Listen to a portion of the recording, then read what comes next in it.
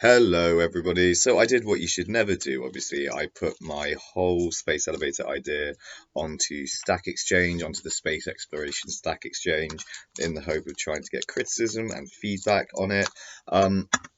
Sort of in a general sense. I did sort of post it with the general intention of trying to gauge people's reactions to it. I was trying to gauge the opinions of people with, like some knowledge about this stuff, like some expertise in space exploration and so on. I was trying to like gauge what they would think of it, like what the big issues they would point out are like wrong with the idea or whatever. And I did put explicitly in the question itself, I'm only interested in uh, the extent to which conducting this hydrogen and oxygen up fuel lines up 160-kilometer structure is possible, and I'm not interested in the economics of the of the whole thing to to a very great extent. And I'd like to just focus on this issue of hydrogen and oxygen lines. They uh, completely ignored that, obviously, and most of the criticism and feedback that I received was about this issue of propellant and how much it would cost to keep all the stages floating there. I kept responding with saying things like, it's a relative non-issue. I genuinely think propellant costs are not a huge issue in this. I think it's going to cost a very large amount of money for all sorts of reasons other than propellant. One thing, to keep this thing operational, to keep it maintained, to keep it staffed, to keep it powered with electricity and keep it oxygenated, keep water running up it if we want water running up it, etc., etc., etc. Yeah, to keep it maintained, I think propellant costs are going to be fairly minimal, really. I maintain that per payload launched into space or carried into space using the space elevator, it would be a propellant cost saving over rocket launches. And yeah, for one thing, like propellant is not the most expensive thing about rocket launches either. That's the other thing. Elon Musk spends a few $100,000 on fuel per rocket launch. His rocket launches cost several tens of millions of dollars each one. You know, so it's like propellant. Yes, is expensive. It's by no means the biggest cost when it comes to any kind of launch for any kind of activity in space. I wouldn't have said. What this would be, that this is a very, very large civil engineering project. In fact, it'll be the largest civil engineering project we've ever engaged in. Um, yeah, well, it's the biggest. It's the biggest machine we've ever built. It's not the biggest structure we've ever built, though. We built the Great Wall of China. That's bigger than this. What other structures have we built that are bigger than 160 kilometers? All sorts of things, pipelines, whatever else. Yeah, we've built all sorts of things that are bigger than this. That is true. Yeah, I mean, there's pipelines out there thousands of kilometers long. So I mean, the big challenge of this, I guess, and I said this before, I guess you could say is building a pipeline to space, isn't it? So in on that level, you need to you're going to need to submit to the facts that something's got to provide it with lift, something's got to be powering and steering it, it's got to have engines on it, basically. It's got to have rocket engines in the mesosphere, it's got to have rocket engines out in space. And yes, submit to the fact also that we're not going to be able, in anything like the near term, anything like the medium term, and not any in foreseeable long term that doesn't include a space elevator like this, we're not going to be able to launch all that cable to geostationary orbit with the counterweight and so on. 36,000 kilometers of cable launched to geostationary lower back to Earth, it's not going to happen. Not without this machine.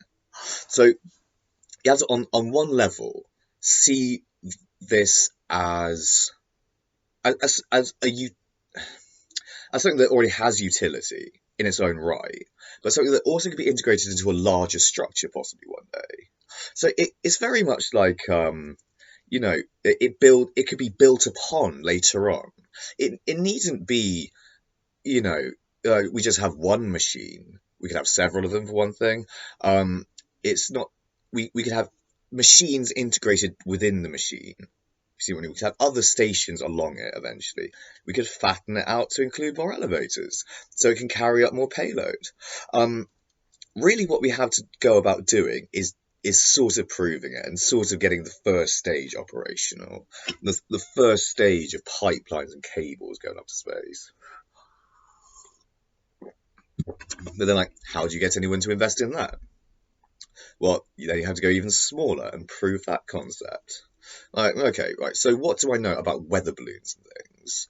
I know that a weather balloon got to 173,000 feet, carrying 3 kilograms of mass. So I have to have something trailing that weighs 3 kilograms, no more, no less, that trails 1 kilometer down to the next balloon. Then that next balloon can carry a greater payload, and the next balloon can carry a greater payload, and greater and greater and greater until we're a kilometer above the Earth, right? So can I get a very thin wire? I suppose, yeah, that will weigh no more than 3 kilograms, but could stretch a kilometer. I suppose, like, a diddy, like, little copper wire could. Or we'll probably try and make it out of Kevlar so that it won't break. Then beyond that, you gotta, power it with rocket engines. The whole different set of challenges.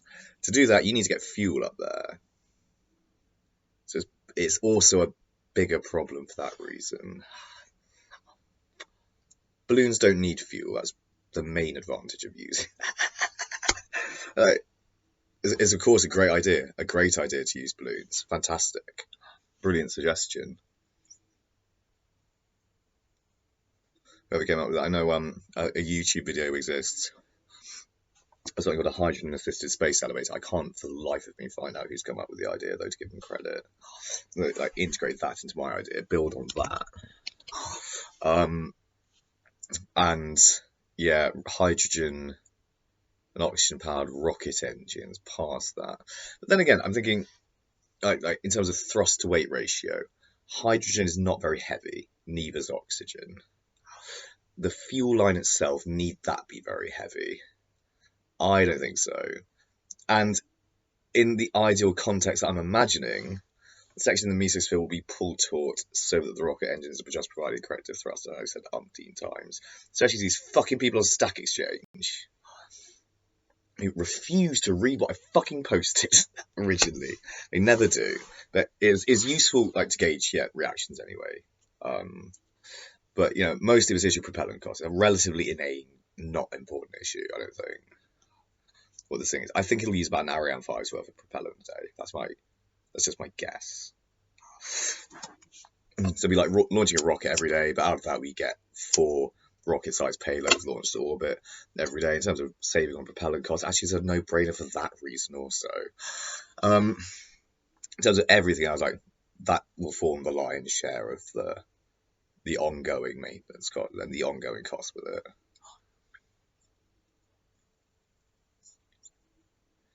But it could allow us to start mining asteroids.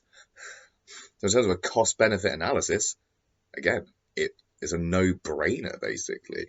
Of course we should build this thing. And at each stage of it, every bit more you build of it, it gets easier to control it, doesn't it? You can put up all that cable, stretch it out to geostationary orbit, and just have a counterweight and nothing really along the cable. And you're not really intending ever to send anything along the cable. Not just say 6,000 kilometers to geosynchronous orbit, not geostationary orbit, I'm sorry. Geostationary orbit is like about twice as far. So you can have all that cable and a counterweight just way out in geostationary orbit. Maybe there's like some sort of space station attached to it just to justify the cable. And also to act as counterweight and to conveniently, give us a dual function like that, right? Doesn't eliminate rockets either. Whatever we lift to the top of the elevator or the tower, still need rockets to propel it around the solar system. Something rocket engines. We'd be lifting rockets into space, basically. Single stage to orbit rockets. Which everyone has thought had sort of died a death, but they might have a heyday yet. You never know. And we'll be launching rockets from the ground, so I think to get up to geostationary more regularly and back again. To probably carry crews and things, more like. Because, we can continue building rockets if we want to, expand out. If any sort of corporate interests have an interest, I suspect they would, expanding their payloads to yet a greater extent. They can't, get all that much time on the elevator or all that much payload space on the elevators. If too many people are competing over it, for instance, then probably the next most cost-effective thing for them to do is to launch rockets. So I imagine rockets will stick around for that reason. If you're such a huge fan of rockets, I think they're safe. I think we'll still have them. But I'm a huge fan of rockets. I want to keep rockets. I don't think that they'll lack usefulness for us at all. But and obviously a space elevator costs $150 billion. It's not the sort of thing you can just build every day, is it really? You can build one. Then I imagine a couple of other nations, probably like China, probably will build one at some point. India, I guess, then Japan have their own, and there's quite a few at this point, aren't there? And quite a bit of infrastructure up there surrounding each one. So maybe each kind of big space agency around the world could maybe have one of their own or two of their own. We're thinking about how to manage all this internationally. It depends if we can maybe not do it at the equator. But then again, if we are capable of not doing it at the equator, that is a huge advantage to us. That's a very great advantage indeed if we can not do it at the equator. It would use more propellant though. So all the initial space elevators would be at the equator, I suspected. Big multi-dimensional issue. But yeah, the economics of it, I think it's the sort of thing we can't really estimate that. There's just simply no way of knowing what sort of discovery or scientific innovation or breakthrough is just going to fall out of it, like personal computing did with the space race. I don't think anyone saw that coming, did they? I don't think the likes of Marshall McLuhan really imagined. Maybe he did, but he was sort of writing a bit after the initial space race, I think. Possibly, memory serves. That was Global Village idea, and he must have foreseen personal computing, mustn't he? Yeah, I don't think. Well, yeah. I think it's foreseen by some decades, personal computing. But I don't think 80 years ago anyone considered that we'd all have computers for ourselves. Or maybe I just don't fucking. Well, no one's already. Well, it fell out of the space race in any case.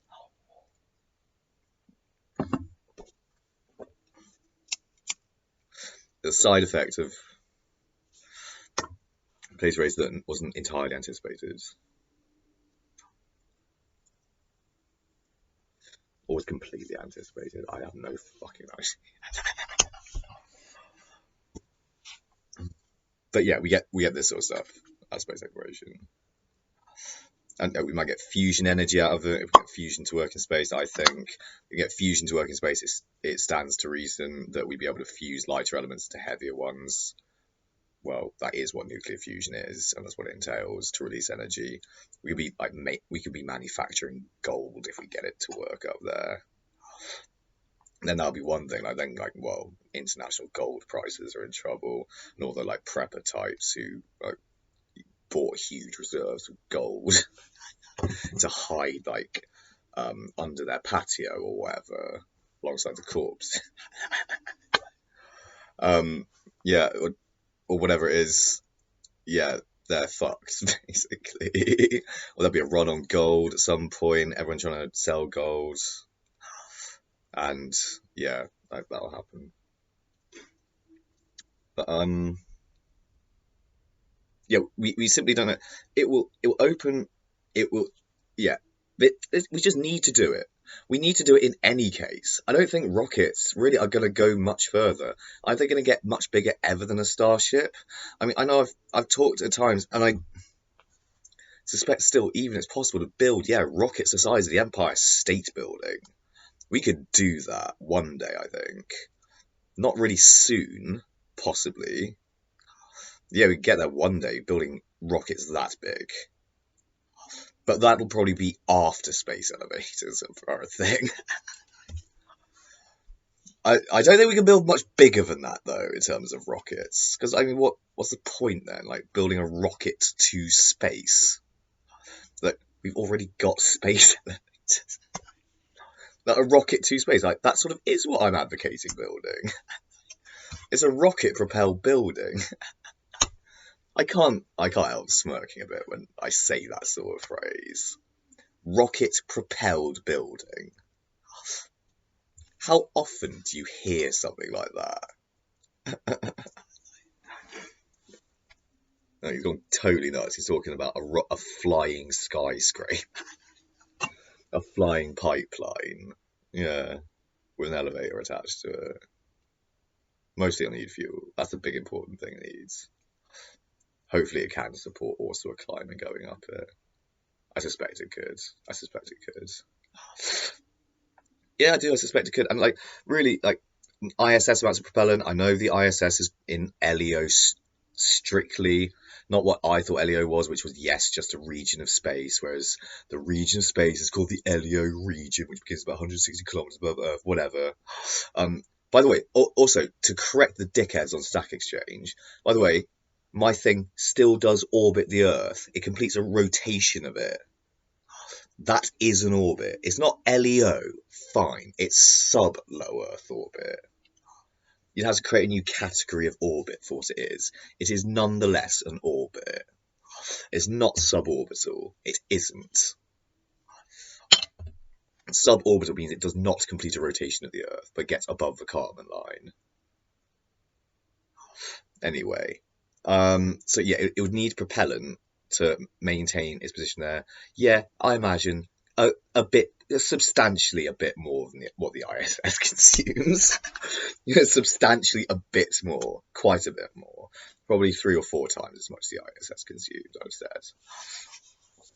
Just trying to math it with mental maths, with maths in my head right now. It'd be going. It's still above the surface of the Earth, so of course it's traveling at a greater speed than the base, right? Because we know from like Galileo's work and so on that, well, the tip is traveling a greater distance at the same amount of time than the base. It's traveling on a wider circle, so it's going faster just for that reason. It will also be propelled often by engines to pull a section in the lower atmosphere towards. So it's also going more quickly for that reason. And yeah, well, and then like I guess going back and forward, a bit or pulsing the engines. I suppose that's how that would work if it's like acting kind of like a tugboat or something with an ocean liner. Because that's the sort of principle I'm working from. Like it should work like that, I think. I think it should. Like you don't need a big boat to pull a big boat. You can pull a big boat with a little boat. And everything that's like buoyant in the stratosphere, which is 150,000 feet or 50 kilometers of cable and pipeline. We hope. We'd hope. The next 50 kilometers are rocket stabilized, but will just snake around a little bit all the time anyway, because it will. Everything in space is like relatively taut and static, pulling on the mesosphere section. That's what I'm imagining. So acting like a tugboat on the Titanic.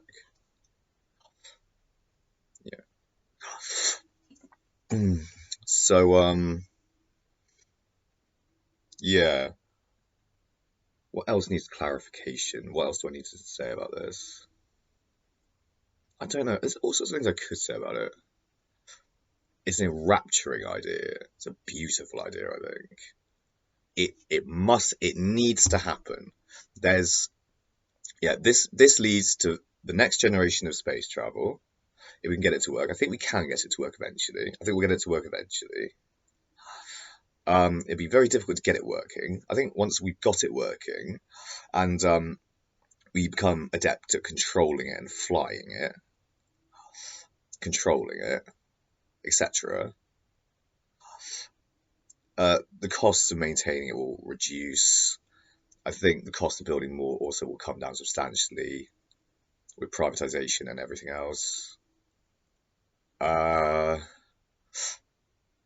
Yeah, for any more space elevators, longer space elevators, we need this. It's either this or vastly expanded rocket launch capabilities. And I don't know how we're going to do that, like for anything like the same amounts of money. And like rockets, 4 or 5 rockets taking off every day to match it. Lots of rockets. But yeah, in terms of what we can do in space, augmented, widened by this, it'd be a drastic improvement on what we do. I think humanity would start feeling the benefits of having it immediately as well. Yeah, I think just maybe for being inspired by the thing, for looking at it and seeing something to be awed by and proud of. And for that reason alone, it might be worth spending 150 billion on it. Who knows?